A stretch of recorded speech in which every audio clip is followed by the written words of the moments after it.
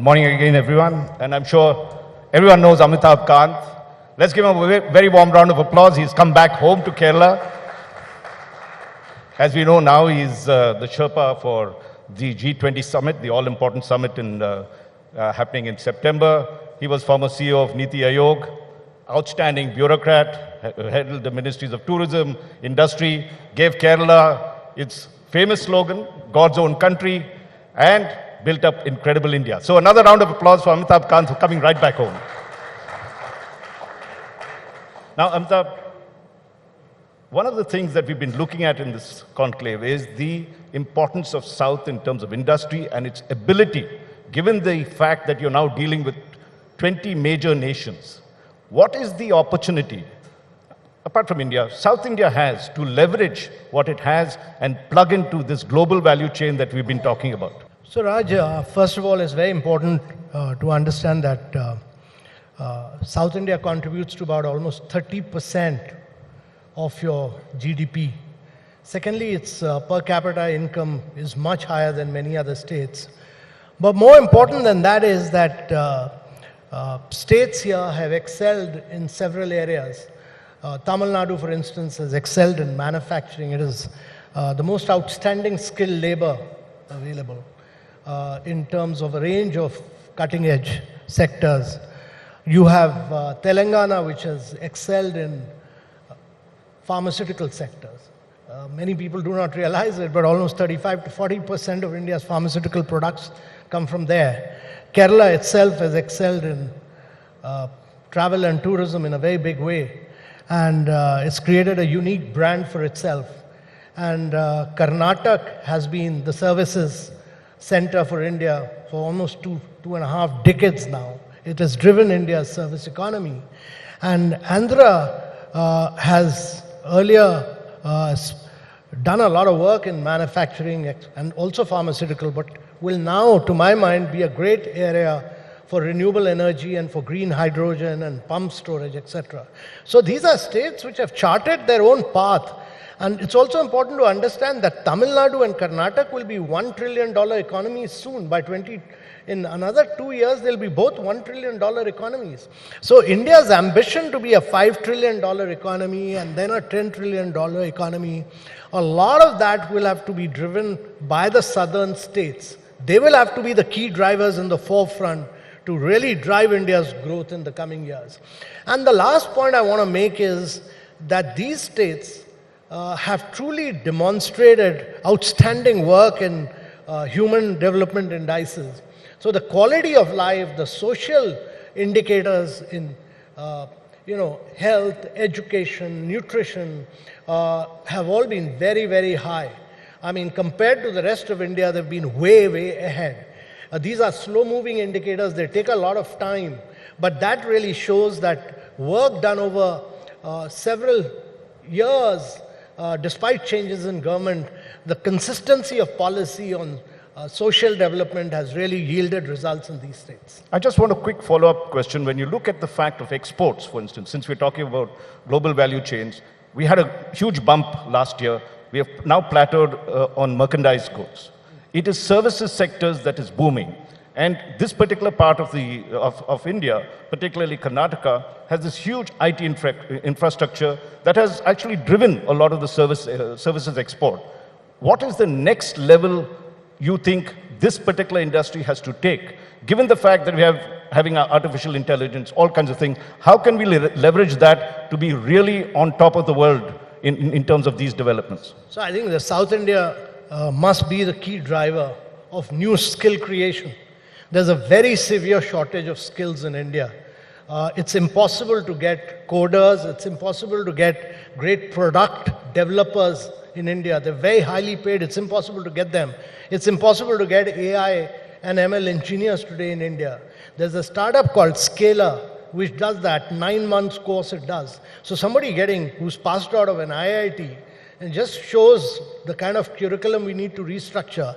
He does a course where a person from triple IIT or IIT gets an entry fee of about 3 lakhs.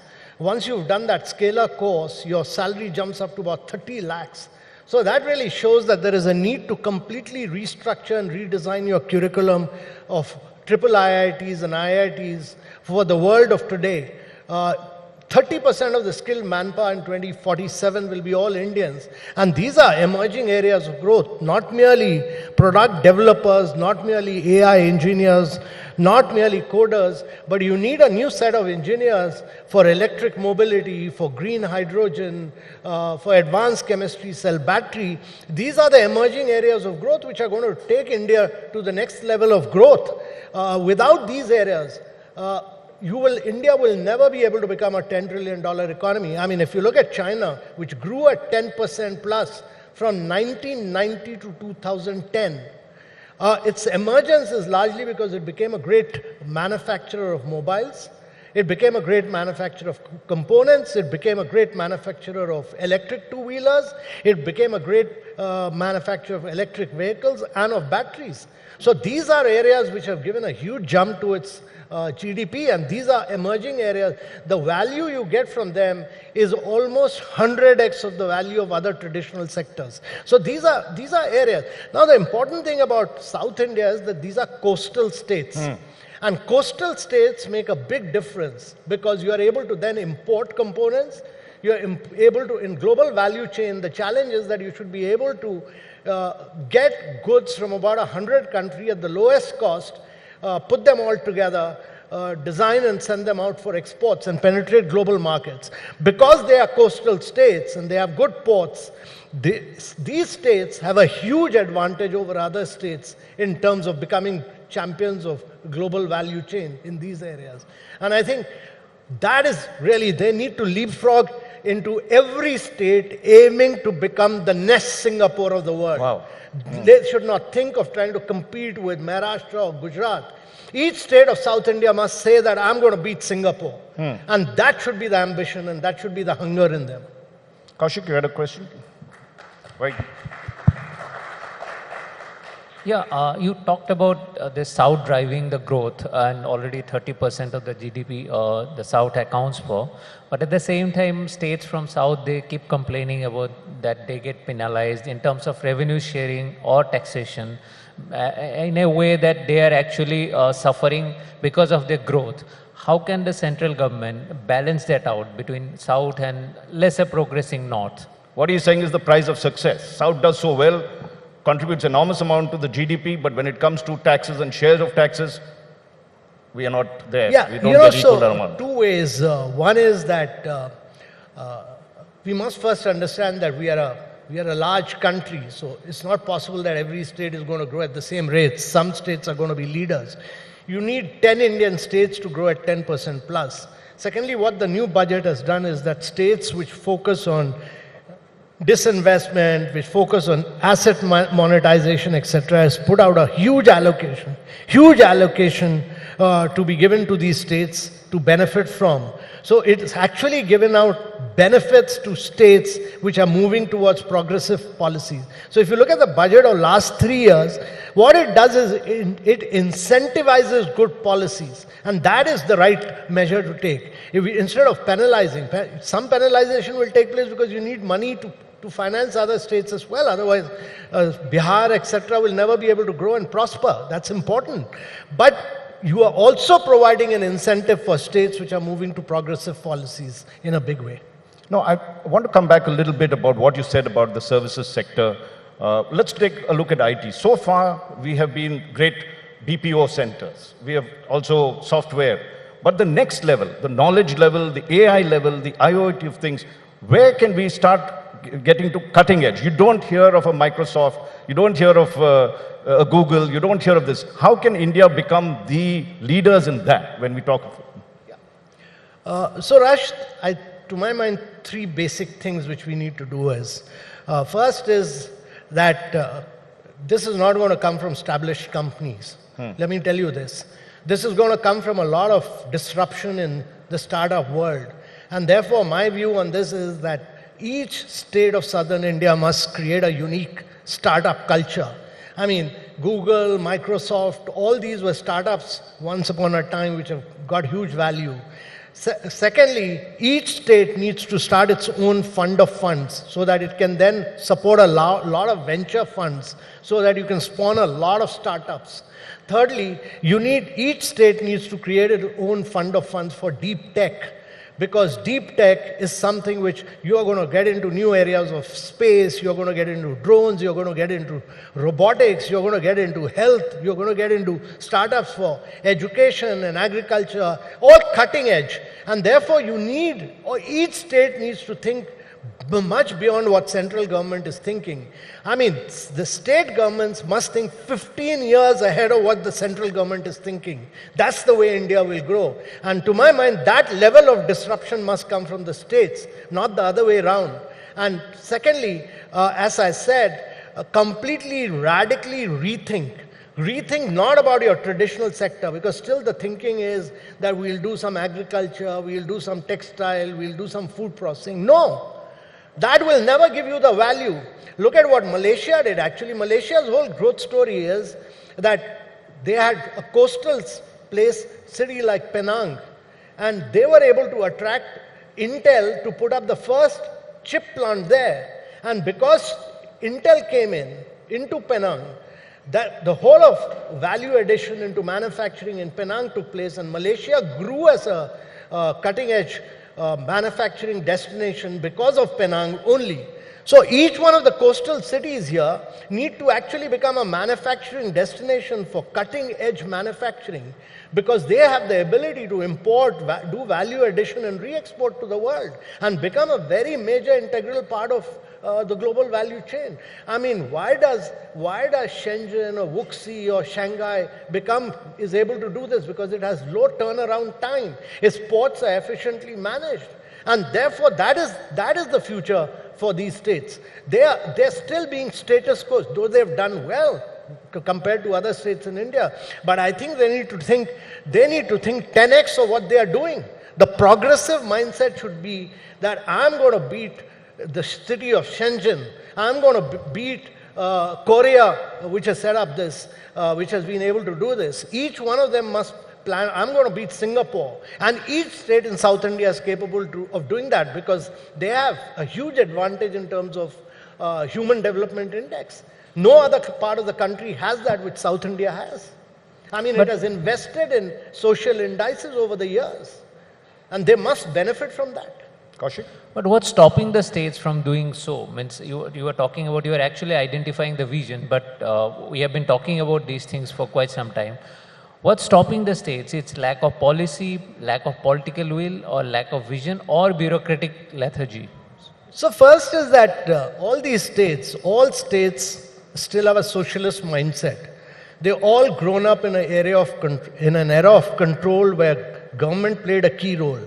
Government must retreat in all these areas. They must scrap all rules, regulation, procedures built over the years, and particularly so Kerala. It must allow private sector to grow. It must believe in wealth creation.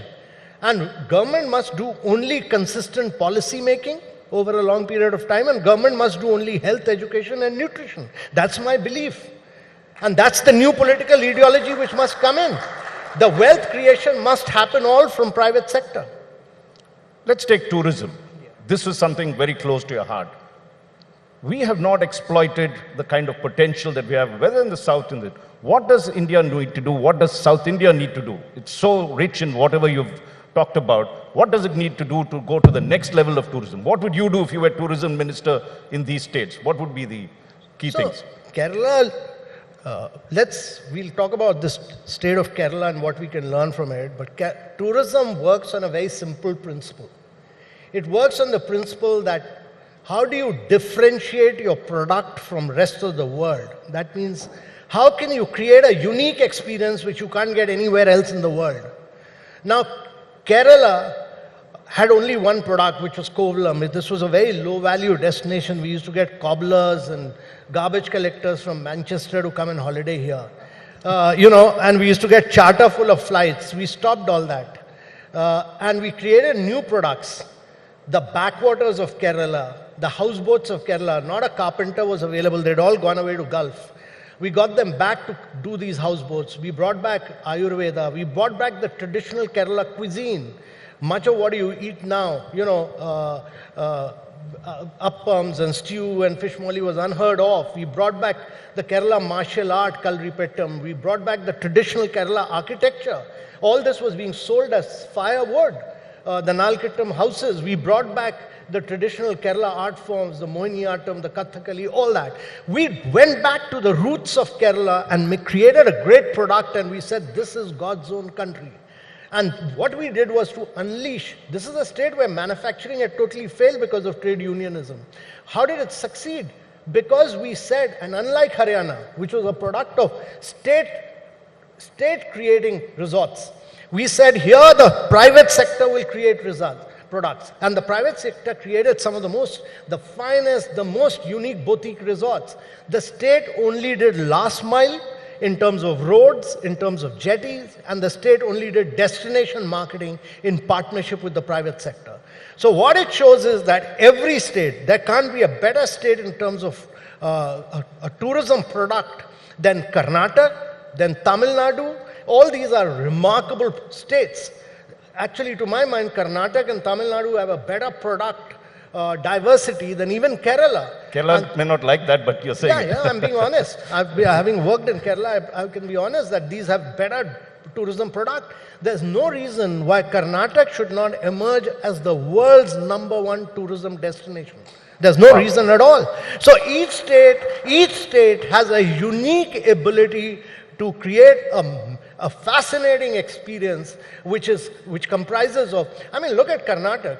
Hampi, to my mind, is the most magnificent heritage destination. It truly represents India's great civilization. It has wildlife, it has backwaters, it has beaches, it has culture, it has just about everything. But at the end of the day, you still have to have a Government of India policy that frees up airlines, frees up hotels, building facilitates all those things. Why haven't we done that? Why can't we be a Dubai, a Singapore in terms of air travel? Because unless you have connectivity of the kind that you have in other places, Qatar, small country, has a huge thing, and we have all the resources, but we don't do it. We don't facilitate our hoteliers.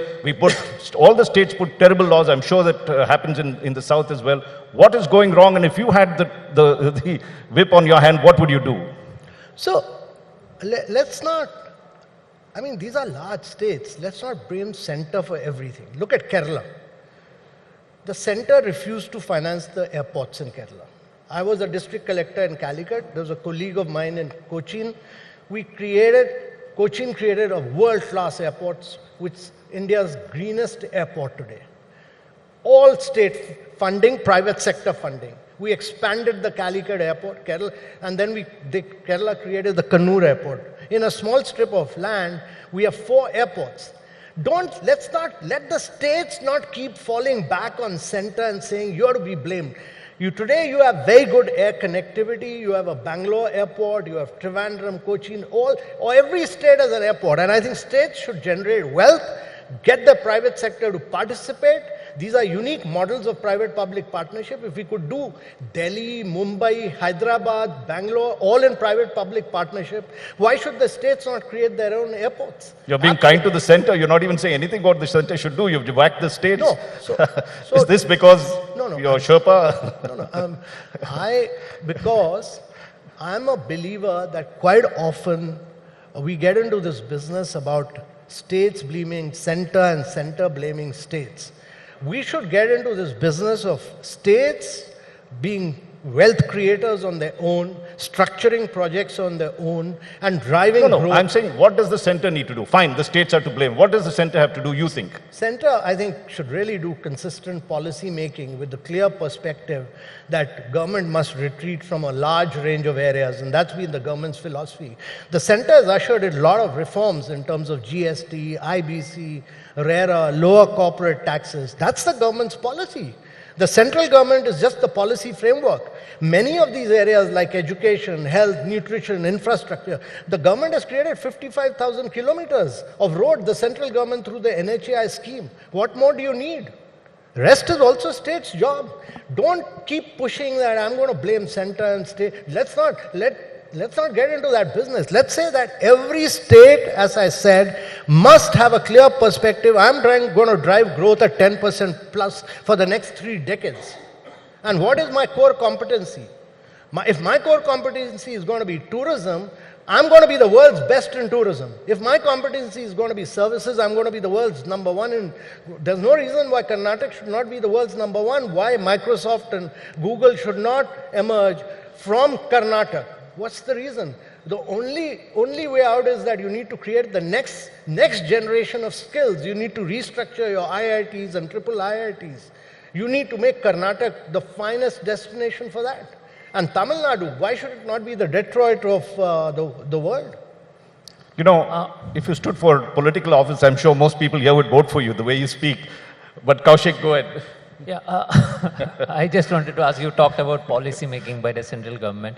Now going back to your G20 role, India is focusing a lot on digital infrastructure, and we have done very well in terms of digital infrastructure, but we still do not have a data privacy bill.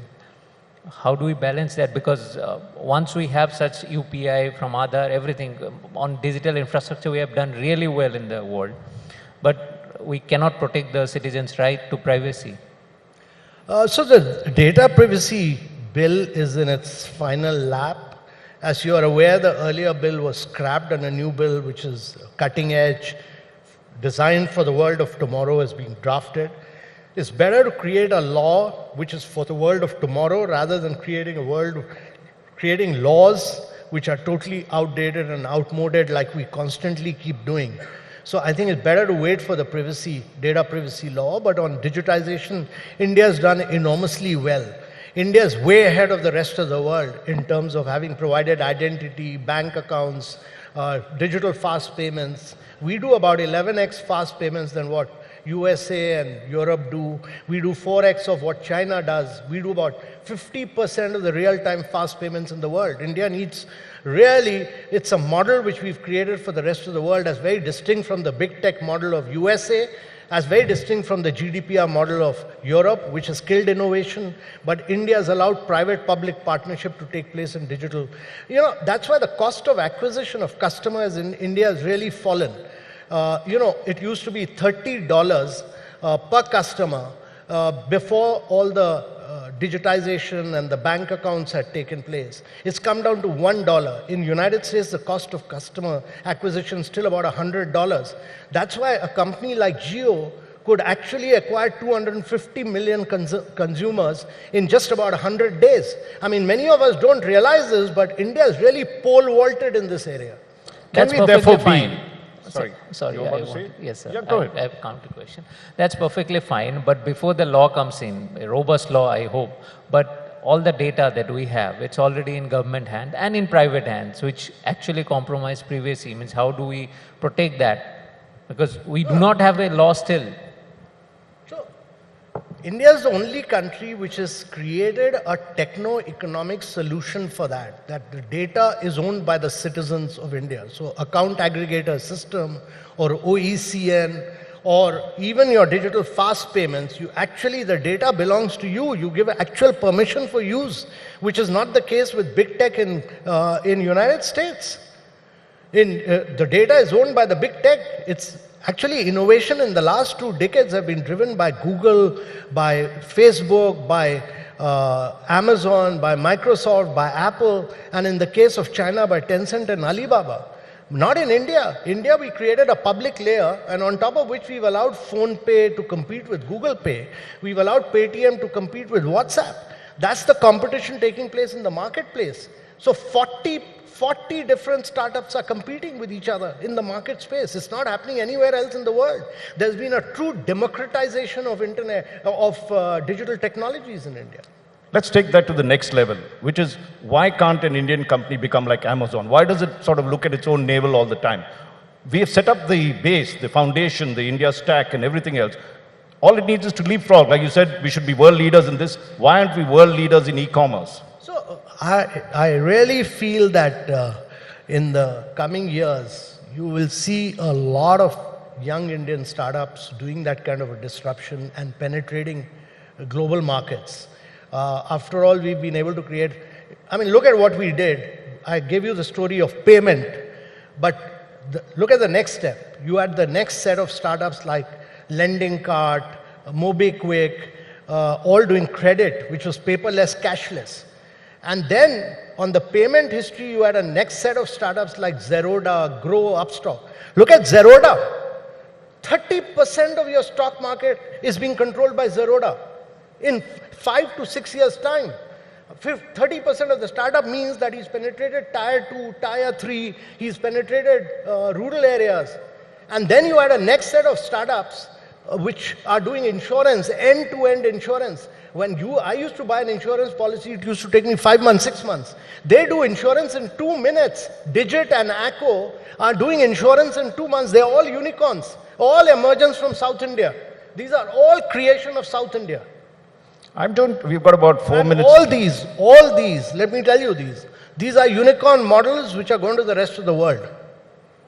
I'm going to deviate from the subject that we are in South India because we have you as G20 Sherpa and we just want a quick update. Where have we reached? Are we going to get any resolution on the Ukraine question in G20 or are we going to duck that aside? What are the big takeaways you're seeing for the summit ahead? So Raj, first thing is that on all priorities we are being very ambitious. It's important to understand that Russia-Ukraine is an important issue as far as Europe is concerned. But there are many other important issues. There's an important issue because you have 1/3 of the world in recession.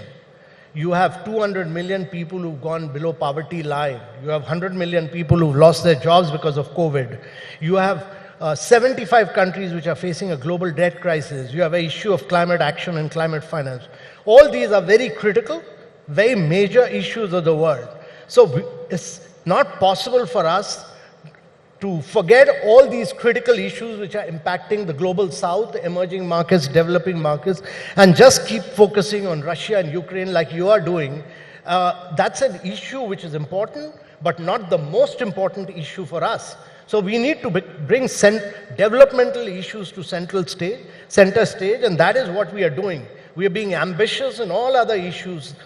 And if there is a challenge of Russia-Ukraine, we'll do our best to bring consensus. We'll do our best to request all countries, because after all, G20 works by consensus.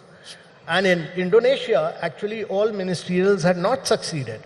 But in the final round, we were able to hammer out a paragraph 3 and 4, which brought everybody together. So I'm quite optimistic. I'm very hopeful that ultimately we'll bring everybody around. But in the meanwhile, we should push all these issues which are impacting the global south. Yeah. And if you had to give us a status report, where do you see the breakthroughs? Is there a big 2 or 3 big breakthroughs that you think we could achieve in the G20 summit? We are being very, very decisive. We are being very inclusive. We are being very ambitious. We are being very action-oriented, as the Prime Minister has said. And the Prime Minister is the leader. He's been very, very action-oriented. We've pushed through very, very decisive things in our G20. 1 or 2 things that you push through you think that is going to be successful? SDG action plan. We are pushing a green development agenda. We are pushing for a lot of digital transformation of the world. All these are very, very... I mean, look at this. 4 billion people in the world do not have a digital identity.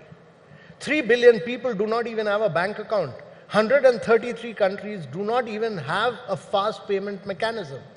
During COVID, we were able to put money into the bank accounts of 800 million people rather than giving large packages. We were able to protect our population. And therefore, we need to take this model to the rest of the world. That is what the G20 is attempting to do. Quick question, last question, Kaushik. It's a kind of out of syllabus question. You have worked very closely with Prime Minister Modi, and you are a kind of superstar bureaucrat. Now, recently, Mr. Rahul Gandhi has said that Modi can even teach the God and can confuse the God. So now, working with the Prime Minister, do you think he comes to you as the God, or he's keen to listen to bureaucrats or people who work with him? Do you believe in the Rahul Gandhi's assessment of Prime Minister Modi? Because you have worked very closely with the Prime Minister.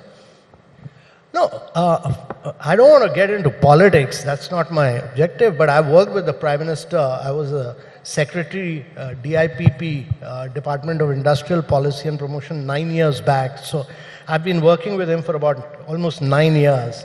All I can say is that the PM, and I've worked with him on ease of doing business, opening up of the foreign direct investment regime. I have worked with him on a range of areas, including aspirational districts, Make in India, Startup India, all these whole range of areas.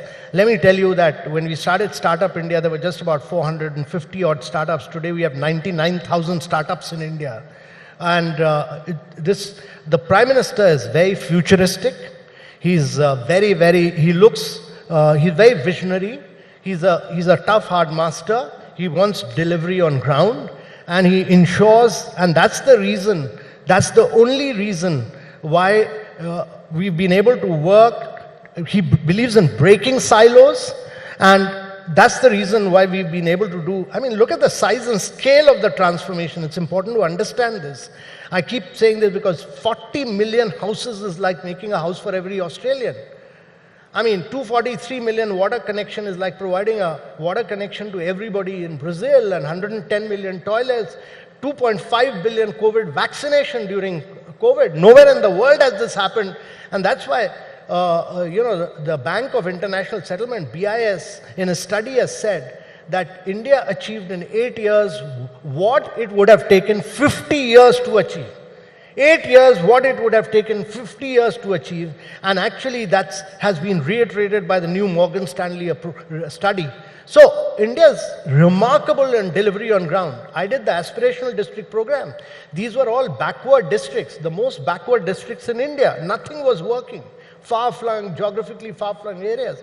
He asked us to work only on data, on competition, on putting the ranking out in public domain, and districts were transformed in 4 years' time, simply because of competition, data, good governance.